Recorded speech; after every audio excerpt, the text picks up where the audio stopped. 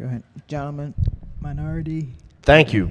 Thank you, Madam Speaker. Amendment 14, as my friend the Appropriations Committee Chair just indicated, imposes a brand new system and scheme of corporate taxation here in Maryland. And it's called corporate combined reporting. I know many of us, this is something that had been considered by the House, has never been passed into law in recent years in Maryland, and is not the way we do corporate taxes today. One interesting thing about this particular form of corporate combined reporting is this. It is worldwide. Other states that have combined reporting, and to be fair, there's a significant number of states that have it, including many states that would be characterized as red states. I think that all individuals who operate in that corporate tax realm, it sounds so exciting, doesn't it? They will tell you that the differentiation is that Maryland has one of the highest corporate tax rates in the country. It's not the highest.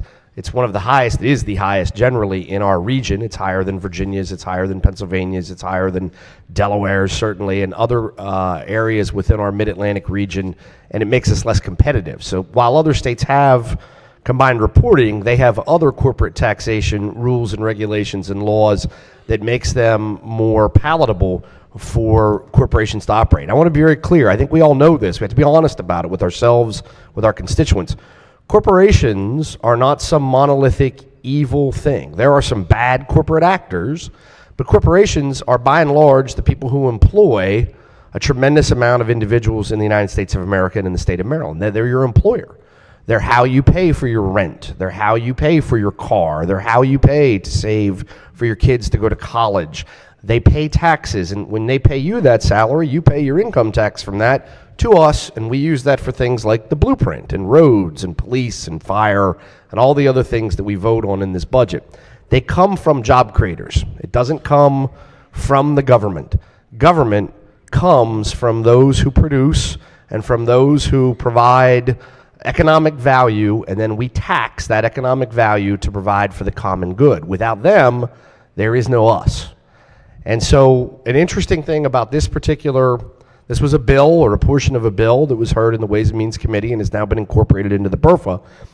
It has worldwide combined reporting.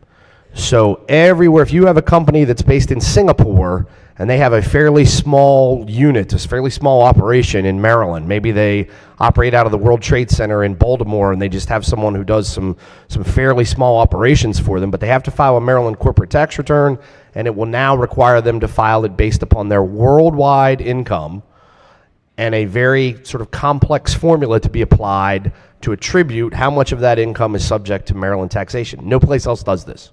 No place else does this. New Hampshire considered it early this year. They rejected it. Maine and New Hampshire, they both did very extensive studies on the concept and said this won't work. State of Minnesota, pretty democratic state. State of Minnesota considered it very seriously last year, rejected it. Their legislature said, we can't do this. This is too much for a variety of reasons upon corporations. And here's the kicker too. We're not sure if it's going to work in actually producing more net revenue. There are academic studies that suggest that this, in fact, the volatility of this, when you're talking about worldwide combined reporting, you may wind up getting less money. So, we have a DLS analysis. We live and die by these things to a certain extent, whether they turn out to be right or wrong. We have a DLS analysis that says this particular provision will generate revenue. Who knows if that's correct? Because there's a lot of other individuals who've studied the issue who've suggested that it may not. Because when you take worldwide combined reporting, let's say that Maryland Company A had a pretty good year in Maryland, maybe had a decent year in the United States, but their European affiliates lost billions. Well, they don't get to accrue those losses to their Maryland corporate tax return. They're filed separately. It's a separate entity. Now they will. Now they'll get to take in not just their foreign profits, but their foreign losses. And I've said this many times. These people are smart. They're far smarter than me.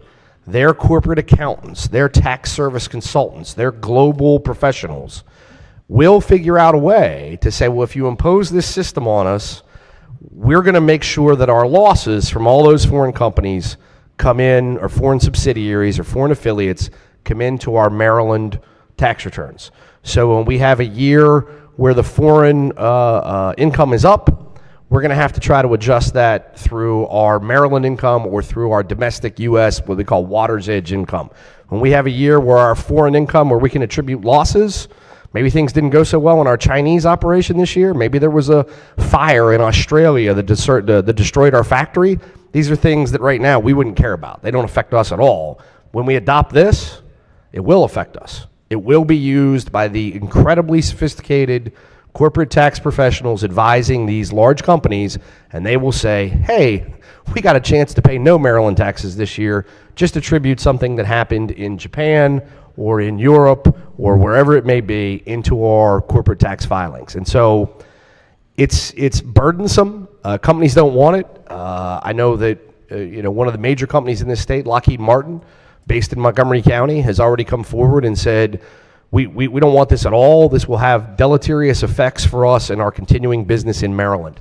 We cannot do worldwide combined reporting of the nature of what Lockheed Martin's business is. They also have a constitutional or legal argument, at least, to suggest they're being double taxed because in the 2017, I forget what it's called, the Tax Cuts Reform Act of 2017, we imputed certain levels of international income, global income to come back, and for U.S. corporations to have to file that or account for it to a certain extent, not to this extent, but to a certain extent on their federal filings, and we passed that through to Maryland's filings. So their position is, we're going to file suit about this if this should ever be enacted day one, and say that you're essentially taxing my same money twice. You're taxing at the federal level under their provisions and then passing it through to Maryland, and then Maryland's also retaxing it under their own system for combined reporting. I know folks want to achieve revenue. I know corporations are easy targets, even though we've just talked about how the fact they employ so many of your constituents. Without Lockheed Martin, without Under Armour, without some of these large companies that exist, believe me, I live in a place, we'd be begging to have these companies come there. We would bend over backwards, literally, for Lockheed Martin to come and put 1,000 jobs in Allegheny County. And without these companies, without their participation in our economy, we cannot grow. And so, very briefly, but I think systemically, I think I'm in agreement with the gentleman who resides on the second floor of this building, as the governor of the state of Maryland, who has said many times in recent weeks and months that the way that we can get the revenues and the funding long-term that we need for priorities of this legislature, or at least the leadership of this legislature, is to grow the economy. When you grow the pie, you can take the same percentage slice, and the slice is bigger. When you don't grow the economy and you want a bigger slice for government, you have to start carving that slice greater and greater and greater, and eventually you've eaten the whole pie, and there's nothing left over. That's the direction that we go. The goal should be, our common goal, should be to do things which encourage and incentivize private sector job growth, private sector investment growth, make Maryland the best state on the East Coast, the best state in America for biotechnology, for cybersecurity, for advanced manufacturing, for job creation, for investment. When we do that, we will have plenty of money left over to pay for the world-class educational programs. We'll have money left over to do things in the transportation field.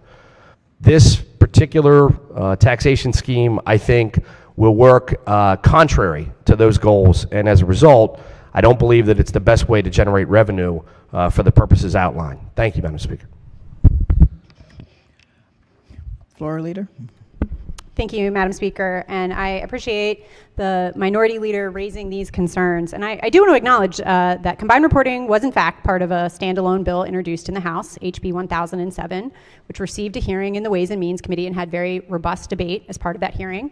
The bill was then considered twice by the Revenue Subcommittee before being reported out favorably and being, again, debated in the Appropriations Committee before being included in the BRFA. This measure is before us because we have major problems in our tax system here in Maryland and in our country. 1/3 of the largest businesses in our state are paying nothing in state income taxes. That's from data from our comptroller's office. 3/4 of Fortune 500 companies in the United States have offshored profits to foreign tax havens. That's from the Congressional Research Service. And even our own Department of Legislative Services has pointed out that we are losing out to the tune of $225 million a year by having separate reporting. That's the type of tax system we have now. There's combined reporting, there's separate reporting. Separate reporting says businesses, even affiliated businesses, say a parent company and its subsidiaries, all report separately. Combined reporting says, no, those are actually a unified business. The subsidiaries and the parent company, they're all interdependent on one another. They should file a combined report. 28 other states and the District of Columbia have adopted combined reporting. And as was mentioned, this isn't just blue states. This is deep red conservative states like Alaska, Arizona, Idaho, Kansas, Kentucky, Montana, Nebraska, North Dakota, Texas, Utah, West Virginia, and Wisconsin all have combined reporting. Some of these states have had it for decades, for 30, 40 years. The first state adopted it nearly 100 years ago. Combined reporting has been around in America for a long time. It's an idea that's been well vetted. And in fact, if you look at some of the largest companies, in fact, all of the multi-state corporations that do business in our state, nearly all of them already are subject to combined reporting because of their operations in other states. 108 of the 120 multi-state corporations that do business in Maryland already do combined reporting when they report their taxes in other states. Now, to the point on worldwide combined reporting. It would not be accurate to say that worldwide combined reporting is not happening in America, because it is. There is one other state that mandates worldwide combined reporting. That's Alaska. Now, opponents will say, well, they just mandate that on one industry, the oil and gas sector. However, oil and gas companies in Alaska account for 3/4 of their corporate income revenues to the state. So Alaska's already mandating this on the vast majority of corporations in their state. If we look to other states, 10 states plus DC have mandated combined reporting, but they give companies the choice of which flavor of combined reporting they want to use, whether worldwide or water's edge. 10 states already give that. And we have data from the Multi-State Tax Commission that shows that companies actually are electing to do worldwide combined reporting in these states. So we already have hundreds of companies who are doing worldwide combined reporting in America. Moreover, there are 6 states plus DC that mandate water's edge combined reporting, plus companies have to report profits to foreign tax havens. So 6 states plus DC. So worldwide combined reporting is already happening. It's already happening in a multitude of states. The alternative, if we don't do worldwide combined reporting, by maintaining separate reporting in Maryland, which we are among a minority of states that is doing at this point, is that our small businesses are losing out. We have a tax system now that disproportionately puts a burden on the small businesses that are based here in Maryland, who are creating jobs here in Maryland, who are deeply invested in their communities, in our communities, and giving back in a multitude of ways. They pay a heavier tax burden. And these big multi-state, multinational corporations, by gaming the system, by legally using these tax loopholes that exist in our code and in the federal tax code, are able to create artificial losses in tax havens to avoid paying taxes on profits that are derived otherwise in other parts of the company. And small businesses don't have that option. Combined reporting is about making sure that multi-state and multinational corporations pay their fair share in taxes. And what we've seen from the multitude of other states that have adopted combined reporting is that this works. It closes these corporate tax loopholes. It makes the tax code fairer, and it brings in more money for the states. Again, states would not stand by combined reporting. A majority of states would not stand by combined reporting if they were losing out on money from it. No state that has adopted combined reporting has ever repealed it. So instead of playing whack-a-mole in terms of trying to close one of these corporate tax loopholes at a time, combined reporting is the holistic, unified approach to addressing these problems, to making our tax code fairer, and to making sure that our state has the money that we need, and that we can actually put the money that we have promised to put into public schools, into public education, through the Blueprint for Maryland's Future, that we have the funds for that. So I would urge the body to stand by the committee's amendment. Madam Speaker. Gentleman from Calvert. Thank you, Madam Speaker. I thought that was a great recitation of everything that is wrong with the state of Maryland. We used to have a lot of corporate headquarters in the state of Maryland, Fortune 500 companies, and I think we only have one left because the tax policies chased them out. So now we have some branch offices of large corporations in Maryland, and now we're trying to chase them out as well. It's always about how much more money we can squeeze out of those companies. And it's not just corporations. This whole fair share nonsense, this whole socialism nonsense, it's happening to the small businesses as well.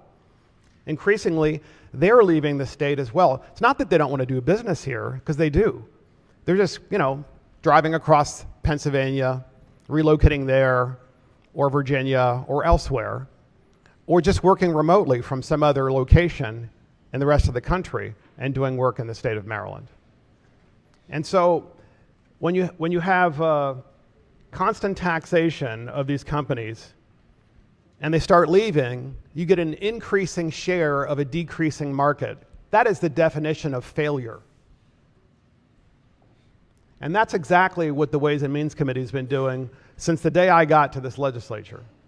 Because it's always about how much more money we can squeeze out of the citizens of Maryland, and then going after the corporations and saying, well, they're the ones that are at fault.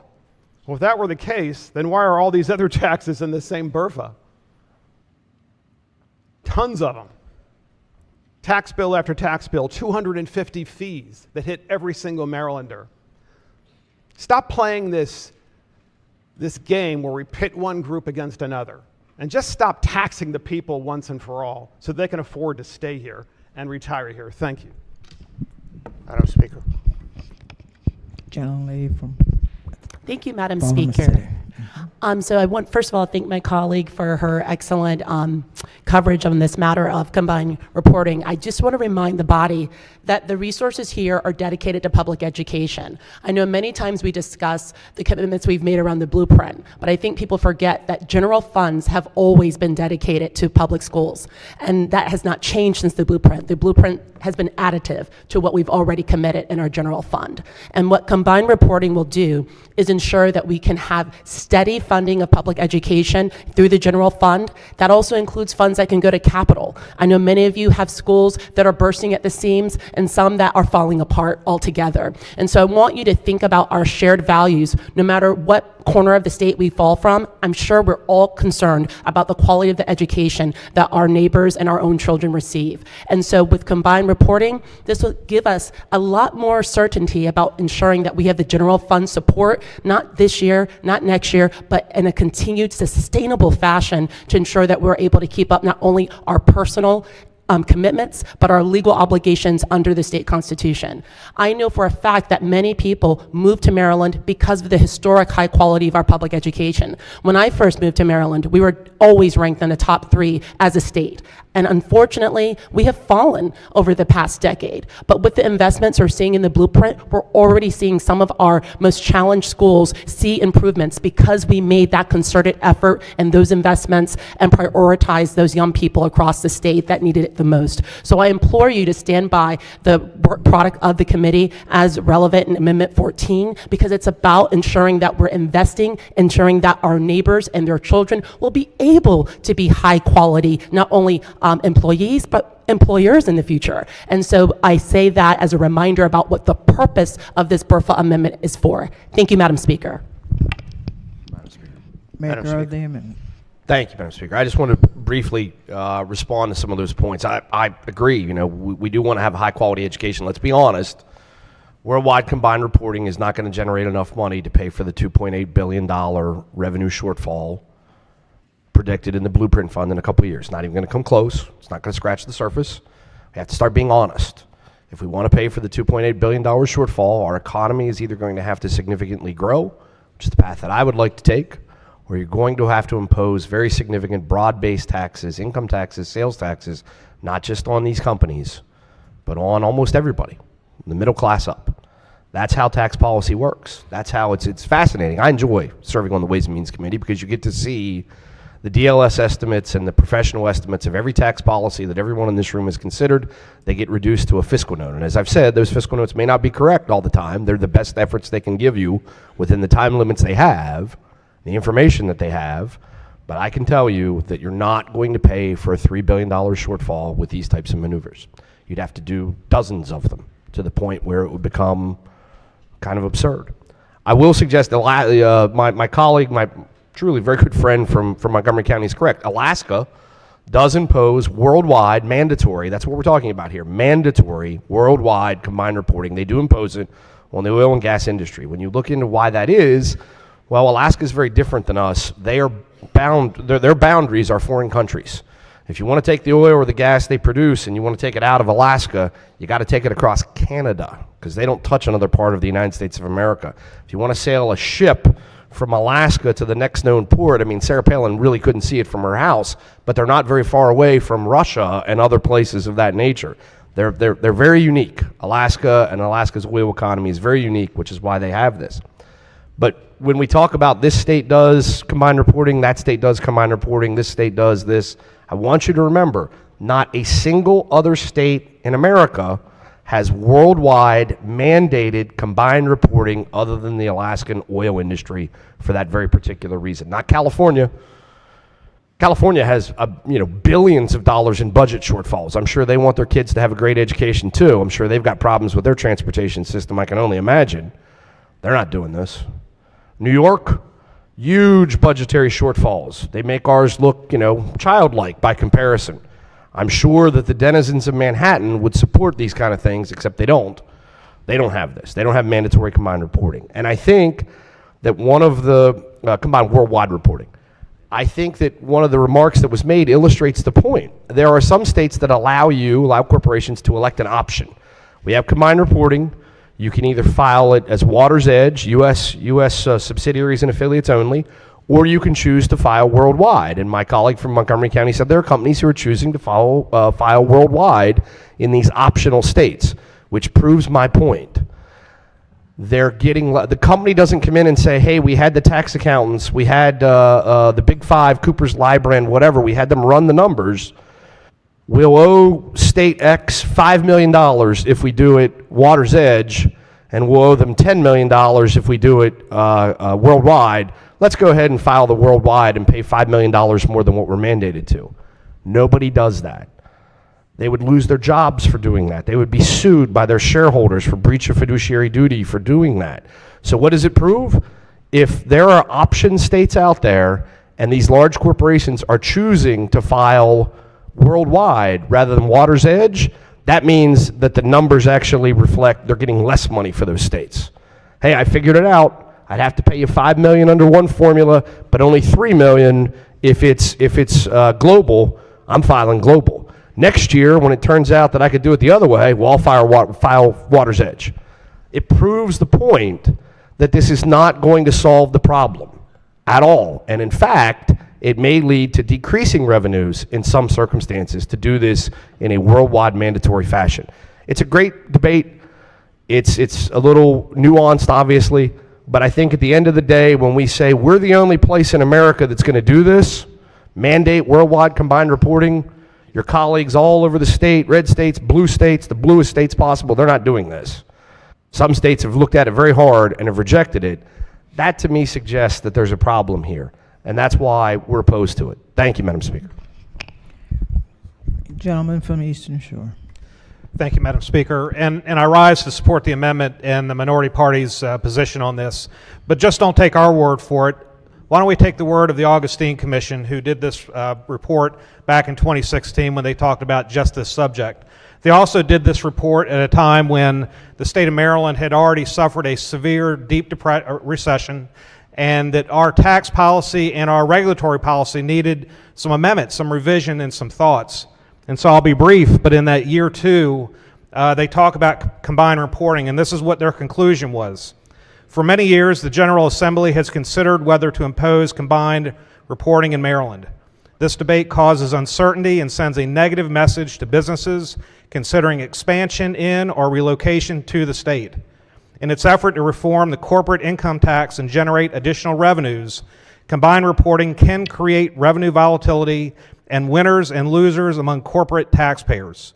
Combined reporting can also lead to additional litigation from taxpayers and create additional administrative costs for both taxpayers and the state. Recommendation number 5 of this report was do not adopt combined reporting and indicate clearly the intent not to do so. So, Madam Speaker, the minority party is saying, listen to the commission, the Augustine Commission, who was saying we have manufacturers, we have tech companies in all of our districts.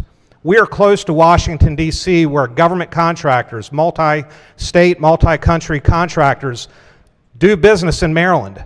And if we pass this policy in the BRFA, then we risk doing harm to our state. And the minority leader is right. The question is going to be, are you going to help raise revenue, or are you going to hurt in the same effort? And I believe that not only are you going to hurt in this effort, you're also pointing the arrows at these same companies that you want to stay and grow in our state. I support this, the minority party's position on this. Gentleman from Western Maryland. Thank you, Madam Speaker. Could I ask the floor leader a couple questions? Good morning. Good morning. So I've been here a few years. Some years we've had BRFA, some years we haven't. Could you help me with my understanding of what the BRFA is supposed to do? And I'll defer to the Appropriations Committee. Thank you. Yeah, the BRFA, Budget Reconciliation Financing Act, is a mechanism used through either revenues or cuts to balance the budget now and in the future. So it's my understanding it was always meant to balance the current year budget, and then moving forward we would adopt a budget for the... Current and structural. This addresses structural. Okay. Has this topic had a hearing this year in committee? I'm not on Ways and Means. The gentlelady talked about that at the outset of her remarks. It did. Would you like her to repeat it? This I'm year? sure she's happy to. Yes, combined reporting was heard in a hearing in the Ways and Means Committee this Oh, year. I know many times when the minority party offers an amendment, we're often shot down because we're told that this amendment was a bill that's heard in committee. So we're taking a change here where we're going to put an amendment onto another bill that had a hearing, didn't pass apparently in committee, so now we're going to pass it as an amendment to another bill. No, to clarify, this bill did pass. It did pass the Revenues Committee before it was incorporated into the BRFA by the Appropriations Committee. So this bill was given a favorable report. So, but it's not being passed out as a bill on its own. It's being passed as part of a BRFA. Yes, it's common practice for 40 years, at least. I have an Attorney General's opinion from back to 91 that talks about the constitutionality of doing this way back into the 80s. Fairly common practice, Delegate. Seems somewhat and I know it hasn't been something we've seen, and we have a lot of new legislators here in the past 6, 7, or 8 years, but certainly has been something we've done year after year. Just seems somewhat deceptive that it shows up here. Thank you. No deception at all, Delegate. The Revenue Subcommittee had hearing, voted the bill out of subcommittee. The Appropriations Committee considered the provision, and as has been common practice for generations, put it into a BRFA to make sure our structural balance is addressed. On the amendment, all in favor signify by saying aye. Oppose? Roll call. Madam Speaker?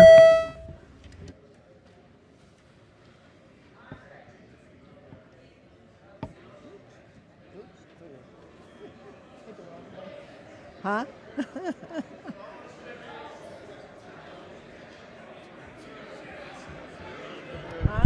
Madam Speaker, Hold. Madam hold, Speaker. hold. Everybody, I can't hear everybody at one time. Yes, Madam First Speaker, I just want to clarify that we are voting on the committee amendments at this time. Is that correct? Yes. Thank you.